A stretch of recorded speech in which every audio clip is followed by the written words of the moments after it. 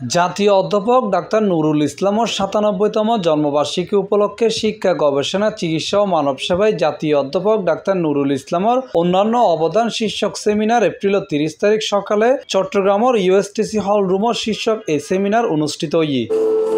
Doctor ইসলাম ১৯২৮ সালের পহেলা April Chittagong জেলার Chandanaish USTC ভারপ্রাপ্ত উপাচার্য অধ্যাপক ডক্টর মোহাম্মদ সুলাইমানের সভাপতিত্বে প্রধান অতিথি হিসেবে উপস্থিত আছেন মৎস্য ও প্রাণী সম্পদ মন্ত্রণালয়ের উপদেষ্টা ফরিদা খাতুন, এইচএস হাসপাতালের পরিচালক অধ্যাপক ডক্টর বদিউল আলম, দৈনিক আজাদীর সম্পাদক এম এ মালেক, অধ্যাপক ডক্টর এম মহিউদ্দিন চৌধুরী, অধ্যাপক ডক্টর রমা বড়ুয়া, দিলীপ কুমার বড়ুয়া সহ আরো বহুত কেউ।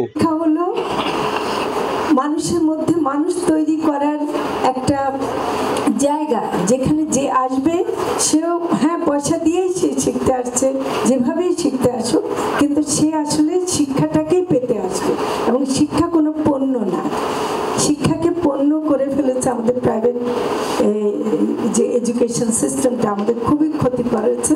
একজন প্রতিষ্ঠাতা চিকিৎসক, নিবেদিত প্রাণ শিক্ষক, কীর্তিমান গবেষক, সুদক্ষ প্রশাসক ছিলেন না, ছিলেন একজন সমাজ সচেতন মানুষ। মানুষকে ভালোবাসতেন, সবকিছুই রাজধানী কেন্দ্রিক না করে। আমি আমার পিতামাতা ছাড়া আমার ৪ জন শ্রদ্ধেয় ব্যক্তিকে সবসময় স্মরণ করি।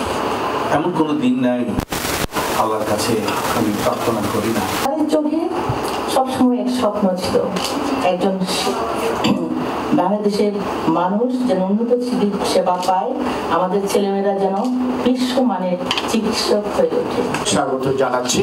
ডক্টর নুরুল ইসলাম স্যার একজন শুধু প্রখ্যাত চিকিৎসক ছিলেন না, তিনি ছিলেন একাধারে একজন নিবেদিত প্রাণ শিক্ষক। তাদের গবেষণা, তাদের অধ্যয়ন আপনারা সবাই খুশি হবে শুনে।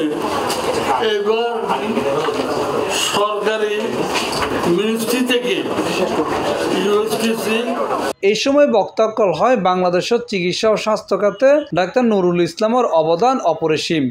Thank you everyone. C+ TV, Chittagong.